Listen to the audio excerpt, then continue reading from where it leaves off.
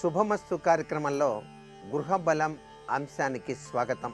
నేడు గరుడ పంచమి. తల్లికి సేవ చేసేటువంటి విశిష్ట లక్షణం కలిగినటువంటి ఆ గరుడు తల్లి యొక్క దాస్య విముక్తి కోసం తాను అమృత భాండాన్ని సంపాదించిన విశిష్ట కథను ప్రతివారు కూడాను చదువుకొని ఈ గరుడ పంచమి నాడు విష్ణుమూర్తి లక్ష్మీదేవితో కూడి ఆ గరుడు మీద పయనిస్తూ ఉన్నటువంటి చక్కటి ఆ యొక్క చిత్రపటాన్ని ఇంటిలో ఉంచుకొని గనక ఓం నమో నారాయణాయ అనేటువంటి ఆ యొక్క దివ్య మంత్రాన్ని గనక 108 సార్లు ఇంటిలో గనక అనుష్ఠానం చేసినట్లయితే విష్ణుమూర్తి మనకు సర్వ విధములైనటువంటి సుఖాల్ని కూడా ప్రసాదించటానికి ఆ గరుడ పైన మన ఇంటికి విచ్చేయటానికి ఆస్కారం ఉంటుంది.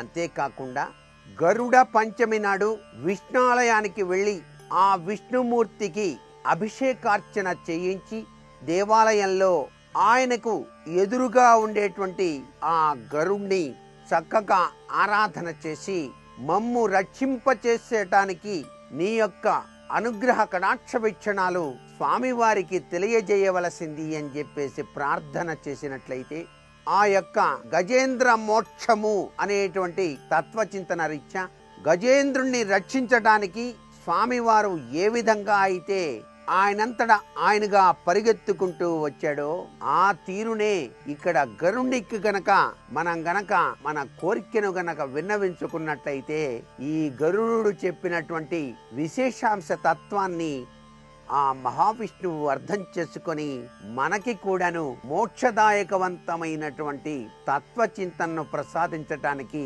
ఆ స్వామి అనుగ్రహాన్ని ప్రసాదిస్తాడు అని చెప్పడంలో ఏమాత్రం సందేహం లేదు. సంతానం కలగనటువంటి వాళ్ళు, ఎన్నో ఏళ్లుగా బాధపడుతూ ఉన్నటువంటి వాళ్ళు ఈ గరుడ పంచమి వ్రతాన్ని గనక ఆచరించినట్లయితే తప్పనిసరిగా సంతానేచ్ఛ సిద్ధిస్తుంది అని కూడా మనకు శాస్త్రరీత్యా చెప్పినటువంటి విశేషాంశం.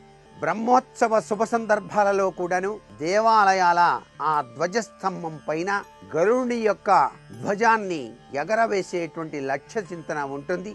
దాన్ని ఆధారంగా చేసుకునే దివి పైన సంచరిస్తూ ఉన్నటువంటి ఆ యొక్క దేవతా స్వరూపాలు అన్నీ కూడాను దివి నుంచి భువికి బ్రహ్మోత్సవ సౌరంభతత్వానికి విచ్చేయటానికి ఈ గరుడ ధ్వజం చక్కగా ఉపకరిస్తోంది అనేటువంటి విషయాన్ని కూడా ఇక్కడ మనం గుర్తుపెట్టుకోవాలి. ఇంతటి విశిష్టవంతమైనటువంటి తత్వచింతన కలిగినటువంటి ఈ గరుడ పంచమి నాడు సర్వ జీవులలో కూడా పరమాత్మ ఉన్నాడు అనేటువంటి విశిష్ట లక్షణాన్ని ప్రతి మానవుడు కూడా అర్థం చేసుకుంటూ దానికి సంబంధించినటువంటి విశేషవంతమైనటువంటి పూజాది కార్యక్రమాలు నిర్వహించడం వెనకాల మన జీవిత మార్గంలో ఉత్తమోత్తమైనటువంటి స్థితిగతులు ఆ యొక్క అనుగ్రహ కటాక్ష వీక్షణాల చేత పెంపొందించుకోవటానికి సహకరించేటువంటి తత్వచింతన ఇక్కడ మనకు కనిపిస్తోంది.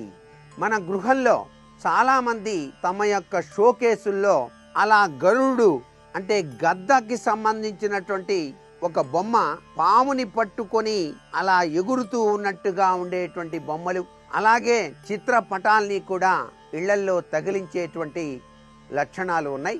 వాటిని ఇళ్లల్లో మాత్రం ఆ విధంగా పెట్టుకోవటం మంచిది కాదు అనేటువంటి విషయాన్ని కూడా ఇక్కడ గుర్తుపెట్టుకోవాలి.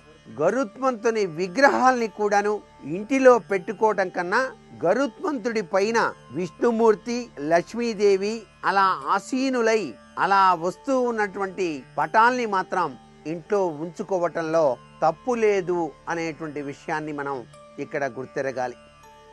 అంతేకాకుండా నాగా అనేటువంటి పదం వెనకాల ఒక విధమైనటువంటి తత్వచింతన అర్థం చేసుకుంటూ శేష అనేటువంటి పదానికే ఎక్కువ విలువ ఇచ్చినట్లయితే అనంతానంత తత్వంలో విరాజిల్లేటువంటి అనంత శయనుడు మన జీవితాలలో చక్కటి యోగాన్ని ప్రస్ఫుటింపచేస్తాడు అనేటువంటి ఉద్దేశాన్ని కూడా ఇక్కడ గుర్తుపెట్టుకోవాలి.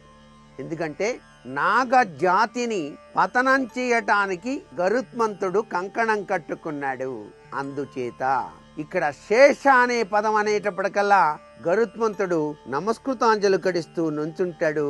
కారణం శేష తల్పము పైన విష్ణుమూర్తి లక్ష్మీదేవితో కూడి అలా విశ్రమించేటువంటి తత్వచింతన ఇక్కడ కనిపిస్తుంది. కాబట్టి శేష అనేటువంటి పదంలో దాగిన పరమార్థాన్ని గుర్తుకు తెచ్చుకొని మన ఇంటిలో పుట్టినటువంటి బాలబాలికలకు ఈ యొక్క శేష అనేటువంటి పదాన్ని ఎక్కువగా ఉపయోగించేటువంటి లక్షణాన్ని గనక మనం అలవాటు చేసుకున్నట్లయితే పిల్లలకు బంగారపు భవిష్యత్తు ప్రసాదించటానికి ఆ అనంత శైలుడు అనుగ్రహాన్ని ప్రసాదిస్తాడు అని చెప్పడంలో కూడా అంతరార్థం దాగి ఉంది అని చెప్పేసి చెప్పవచ్చు.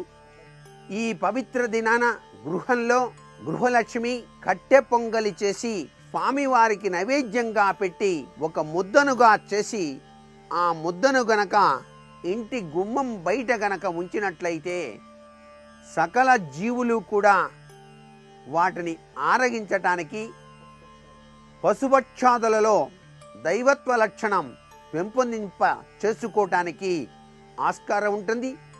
మన ఇంటిలోనికి క్రిమి కీటకాదులు రాకుండా, అంతేకాకుండా భయాన్ని కలిగించేటువంటి జంతువుల యొక్క తాకిడి నుంచి మన గృహాన్ని రక్షింప చేసుకోవడానికి కూడా ఆస్కారవంతమైనటువంటి తత్వచింతన ఈ గరుడ పంచమిలో దాగిన పరమార్థ లక్ష్యం.